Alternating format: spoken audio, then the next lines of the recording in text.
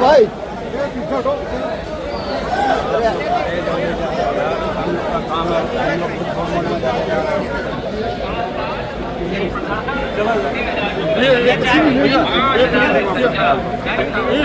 जिंदाबाद जिंदाबाद भारत माता की भारत माता की भारत माता की भारत माता की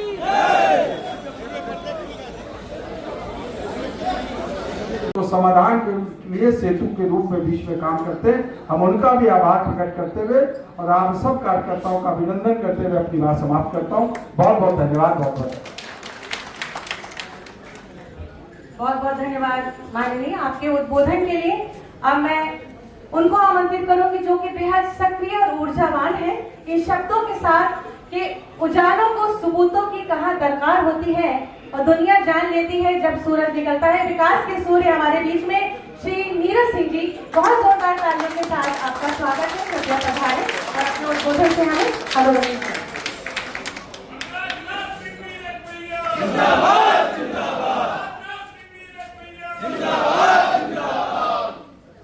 बहुत बहुत आभार, बहुत बहुत आप सबको धन्यवाद। काफी लंबे समय से आप सब लोग यहाँ पर बैठे हुए हैं।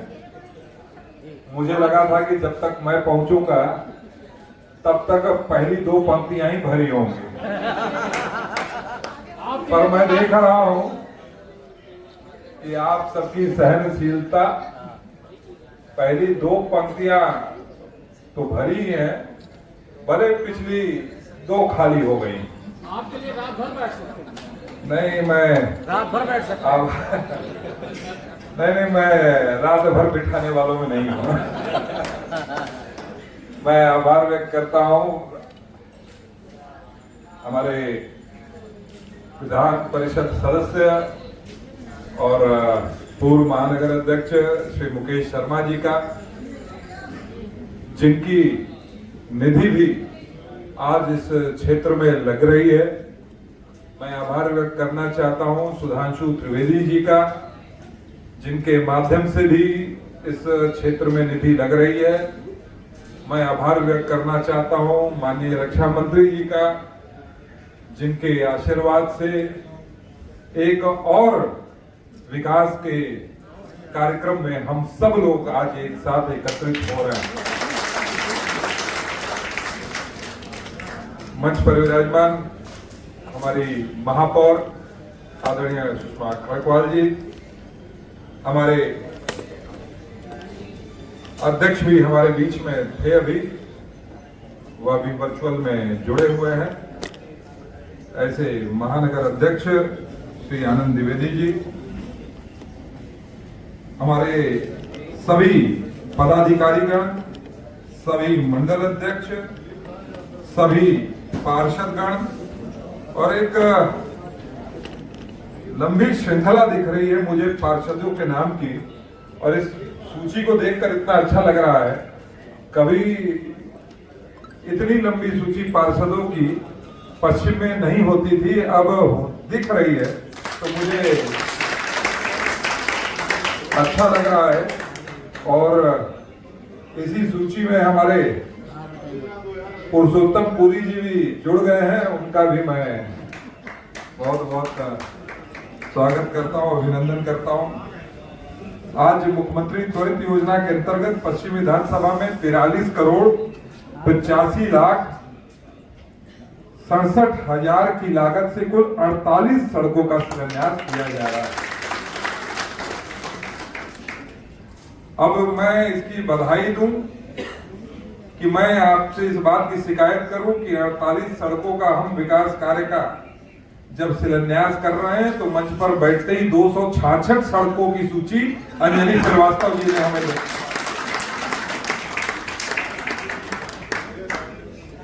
266,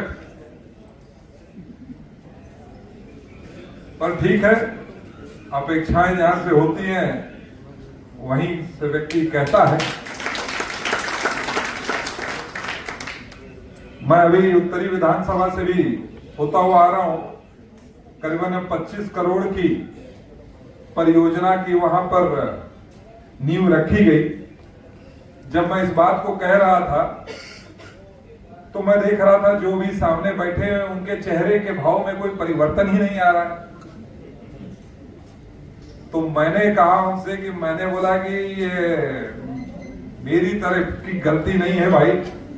क्या है कि माननीय रक्षा मंत्री जी ने हम लोग को आदत दिला दी है कि 2500 करोड़ 2000 करोड़ 5000 करोड़ 20-25 करोड़ के काम जो है हम लोगों को काम समझ में नहीं आते। अभी कुछ दिन पहले गडकरी जी आए तो लखनऊ से सीतापुर के सड़क का चौड़ीकरण का उसको 6 लेन बनाने का घोषणा हो गई।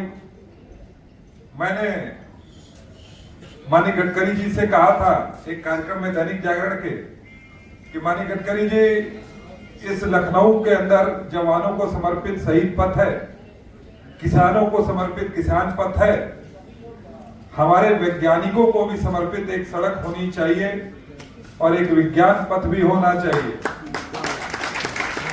और इस बार गडकरी जी आए तो उन्होंने बोला कि वह विज्ञान पथ भी संस्तुत होता है और शहीद पथ के पैरेलल एलिवेटेड जो है पूरी वह विज्ञान पथ बनेगी। इसकी घोषणा भी हो गई। करोड़ों की परियोजना।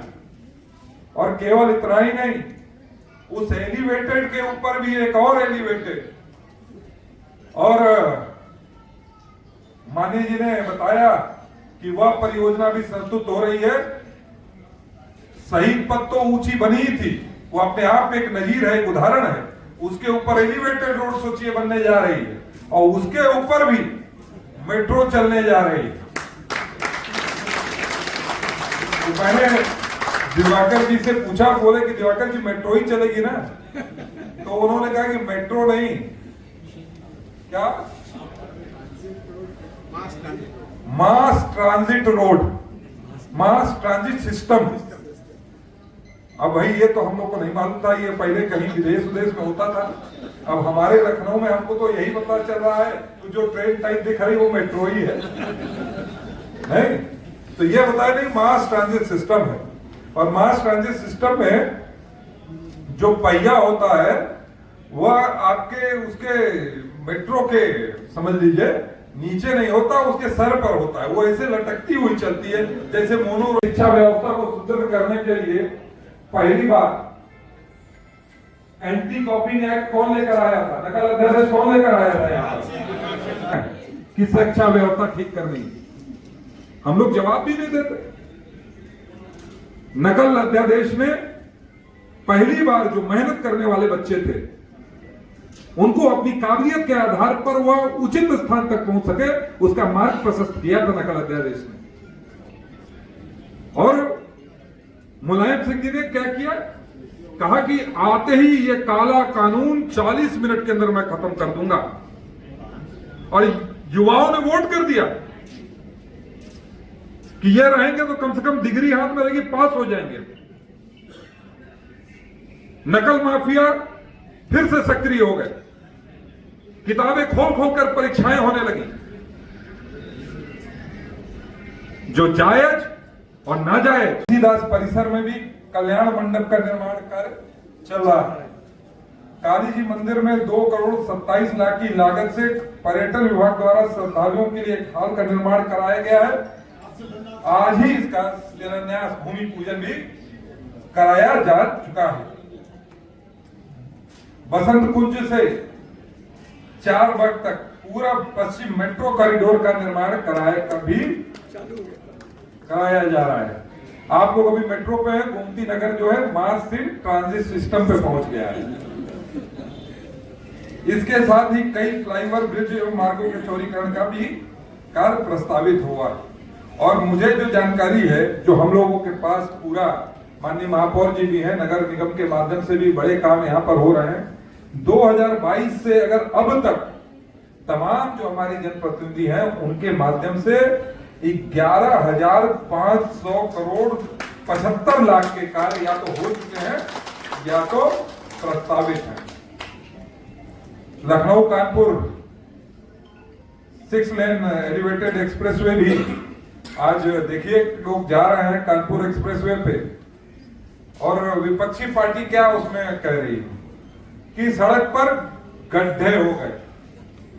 अरे यार, जब बनाएगा आदमी तभी ना कुछ उसमें ऊंच नीच होगी, कुछ खराबी होगी। तुम कुछ करोगे नहीं, no work no tension, more work more tension. तो हम लोग तो काम करने वाले हैं, तो उस काम के साथ कुछ त्रुटियां आती हैं। जिसको काम ही नहीं करना, निश्चित रूप से वह मीन में एक निकालेगा, और यही विपक्षी पार्टी करती आई है। आज हम कह सकते हैं कि इस भारतीय जनता पार्टी के सरकार में पूर्वांचल का जो पिछड़ा हुआ क्षेत्र था, बुंदेलखंड, जिसने कभी विकास की कोई बयान ही नहीं देखी थी, आज वहां पर भी हमारे एक्सप्रेसवे पहुंच रहे हैं। और लोग कहते हैं कि जहां विकास पहुंचता है उससे पहले वहां सड़क पहुंचती है। आज इन विकास कार्यों के माध्यम से बुंदेलखंड के अंदर डीआरडीओ ने अपना सेंटर आज बुंदेलखंड में स्थापित किया है।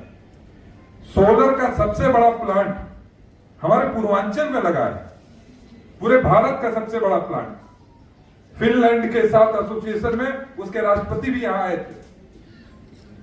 तो अपने आप में यह उत्तर प्रदेश के अंदर जो नए नए विकास के पैमाने गढ़े जा रहे हैं, मुकेश जी ने बताया 30 फ्लाईओवर आप कहीं पर भी चले जाइए पूरे भारत में, और बताइए कि पिछले 10 साल के अंदर कहीं पर भी किसी भी संसदीय क्षेत्र में क्या 30 फ्लाईओवर हुए?